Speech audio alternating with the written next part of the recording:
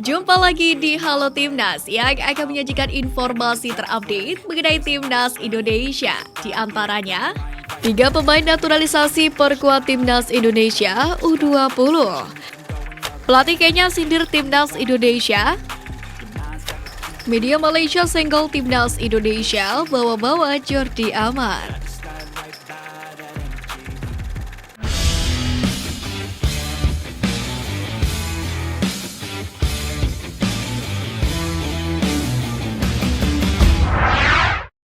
Media Malaysia senggol Timnas Indonesia bawa-bawa Jordi Amar.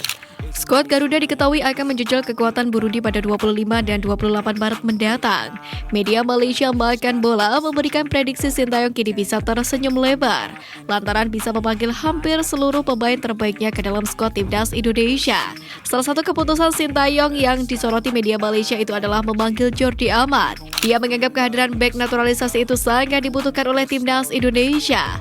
Pasalnya Jordi menurut Makan Bola adalah salah satu bek terbaik di Liga Malaysia. Makan Bola menuliskan Sintayong bisa tersenyum saat menilai lini pertahanan yang sedang dalam performa terbaiknya melalui aksi para pemainnya dalam performa terbaik. Kembali kehilangan banyak pemain karena Timnas, Thomas Doll putar otak. Pelatih Persija Jakarta harus memutar otak saat menghadapi Persita Tangerang dalam laga tunda BRI Liga 1 musim ini pada 28 Maret mendatang. Sebab Macan Kemayoran berpotensi kehilangan banyak pemain lantaran memperkuat Timnas Indonesia di FIFA Matchday. Mereka adalah Muhammad Ferrari, Doni Tripamungkas, Suhitan Sulaiman, Syahrian Abimanyu, Riko Simanjutak, dan Hansa Muyama Pranata. 6 pemain ini sudah harus bergabung di tim nasional sejak 20 hingga 29 Maret mendatang. Selain itu, dilaporkan Timnas Indonesia U20 juga akan memulai TC jangka panjang pada 20 Maret sampai berakhirnya Piala Dunia U20. Seperti diketahui ada 8 pemain Persija di tim itu, termasuk di dalamnya Ferrari dan Doni Tripamungkas.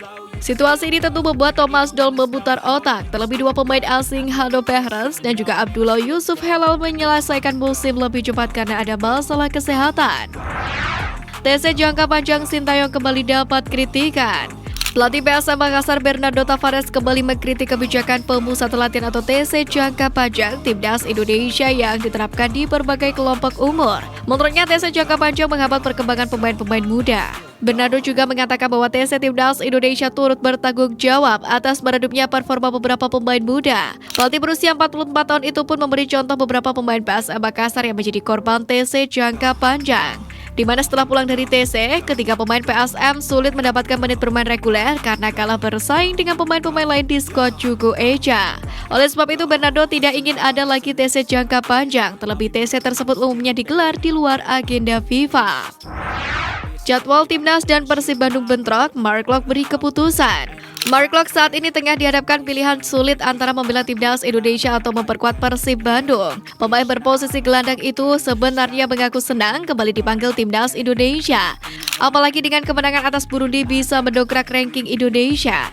Di sisi lain jadwal antara FIFA Matchday dan Persib Bandung harus bertabrakan. Bahkan dalam periode itu Persib Bandung menurut jadwal memiliki 2 laga yang harus dimainkan di Liga 1 musim ini. Mark Locke pun masih berharap bisa memperkuat Persib Bandung saat kontrak Dewa United sebelum bergabung ke skuad Timnas Indonesia. Selain itu, pemain berusia 29 tahun tersebut berharap PSSI dan pihak klub bisa memberikan solusi terbaik. Pelatih Kenya sindir Timnas Indonesia. Pelatih Timnas Kenya, Engin Firat, mengomentari laga melawan Iran usai batal melawan Burundi yang lebih memilih menghadapi Timnas Indonesia. Dalam hal ini, mantan pelatih Eintracht Frankfurt itu merasa laga melawan tim sebesar Iran akan memberikan ujian yang bagus untuk Kenya. Lebih lanjut lagi, Firat menjelaskan bahwa Timnas Kenya memiliki target sama seperti Timnas Indonesia. Target yang dimaksud ialah meningkatkan level permainan Timnas dengan melawan tim dengan peringkat lebih tinggi. Legenda Chelsea akan dampingi Sintayong.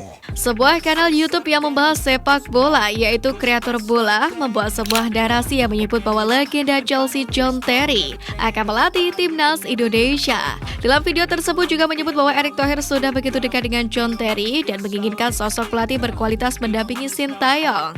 Bahkan Kreator Bola menyebutkan nilai kontrak PSSI untuk John Terry menjadi pelatih Timnas Indonesia sebesar 41 miliar. FIFA Matchday jadi ujian 5 pemain U22 masuk skuad Indra Syafri. Pelatih Timnas U22 Indra Syafri akan memantau 5 pemain Timnas Indonesia dalam laga melawan Burundi pada ajang FIFA Matchday di Stadion Patriot Bekasi, Jawa Barat.